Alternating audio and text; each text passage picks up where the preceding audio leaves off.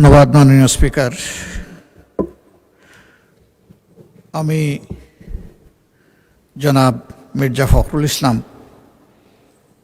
মাননীয় মন্ত্রী এবং সংসদ সদস্য যে প্রস্তাব উত্থাপন করেছেন আমি তাকে সমর্থন করছি। এই দেশ আমাদের সবার, আমরা সকলেই স্বাধীন পররাষ্ট্রনীতির কথা বলে থাকি।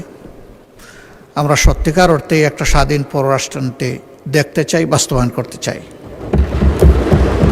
এই ক্ষেত্রে বিরোধী দল হিসাবে আমাদের যেটুকু করণীয়, আমরা সরকারকে আশ্বস্ত করছি যে আমরা সকল সহযোগিতাই করব। সব কিছুর উপরে আমাদের প্রিয় দেশ, যে দুটি দেশ সফরের মধ্য দিয়ে তার সরকারি সফর শুরু হলো, দুটি দেশই আমাদের দীর্ঘদিনের বন্ধু এবং তারা পরীক্ষিত বন্ধু। তবে এটি ঠিক যে বাংলাদেশ একটা ইম্পোর্ট বেসড কান্ট্রি। আমাদের এক্সপোর্টের চেয়ে ইম্পোর্ট অনেক বেশি, ব্যবধানটা অনেক বড়। আমাদের এক্সপোর্টের মূল দুইটা খাত, একটা হচ্ছে রফতানি, আমরা যেটা আরএমজিতে করে থাকি, আর একটা আমাদের ম্যান পাওয়ার, আমি রপ্তানি বলি না, তাদেরকে আমরা পাঠিয়ে থাকি।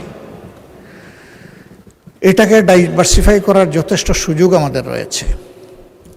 তার জন্য দরকার শর্ট, মধ্য এবং দীর্ঘমেয়াদী প্ল্যান। আমি আশা করি যে মাননীয় প্রধানমন্ত্রী তার সফরে এই বিষয়গুলা মাথায় রেখেই তিনি দুইটি দেশের সাথে আলাপ আলোচনা করেছেন। যেহেতু আমরা সংসদীয় গণতন্ত্রের রাজনীতিতে আছি, খুবই ভালো হয় স্বচ্ছতা এবং জবাবদিহিতার স্বার্থে, জনগণের স্বার্থে বিদেশের সাথে যতগুলো মৌলিক চুক্তি সম্পাদিত হবে সেগুলাই সংসদে নিয়ে আসা।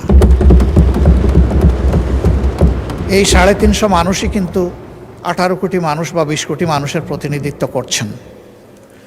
তারা যখন জানবেন তখন এর মধ্য দিয়ে সরকার এবং জনগণের সাথে সেতুবন্ধন তৈরি হবে।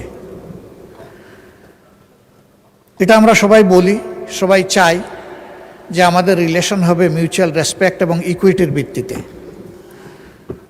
আমি আশা করি তিনি সেই সতর্কতা অবলম্বন করেছেন। আমি এও আশা করি যে আমাদের স্বাধীন ফরেন পলিসিতে কেউ হস্তক্ষেপ করুক, এটা আমরা কখনো মেনে নেব না। দেশের স্বার্থ আগে, তারপরে অবভিয়াসলি কারো সাথে আমাদের চুক্তি যাই হোক সেটা হবে মিউচুয়াল ইন্টারেস্টের ভিত্তিতে। আমরা কাউকে ক্ষতিগ্রস্ত করতে চাই না, কিন্তু আমরাও ক্ষতিগ্রস্ত হতে চাই না। এই ভারসাম্যটা রক্ষা করেই আগামীর পলিসি যেন পরিচালিত হয়। আমি মাননীয় প্রধানমন্ত্রীর সুস্বাস্থ্য এবং দীর্ঘায়ু কামনা করছি এবং তার সরকারের সফলতাও কামনা করছি। শুধু এতটুকু যে এই সংসদ যেন সকল কর্মকাণ্ডের মূল কেন্দ্রবিন্দু হয়। সংসদকে বাইপাস করে যেন কিছুই না হয়, সব কিছু হোক সংসদের ভিতরে। এই সংসদ আলো ছড়াক। আগামী দিনে জনগণ, সরকারি দল, বিরোধী দল সকলের কার্যক্রমকে তাদের অ্যাকাউন্টে নিয়ে তারাই তাদের সিদ্ধান্ত নেবে। এখানে সরকারি দল সকল ক্রেডিট নেবে আর বিরোধী দল সব কিছুতে বিরোধিতা করবে। আমরা ব্যক্তিগতভাবে এবং দলগতভাবে আমরা এই কালচার সমর্থন করি না।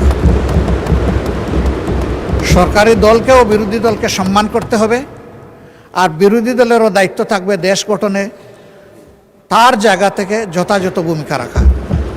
সবাইকে ধন্যবাদ। আমি এই প্রস্তাবকে আবারও সমর্থন দিয়ে আপাতত কথা শেষ করলাম। আল্লাহ হাফিজ। আসসালামু আলাইকুম রহমতুল্লাহ।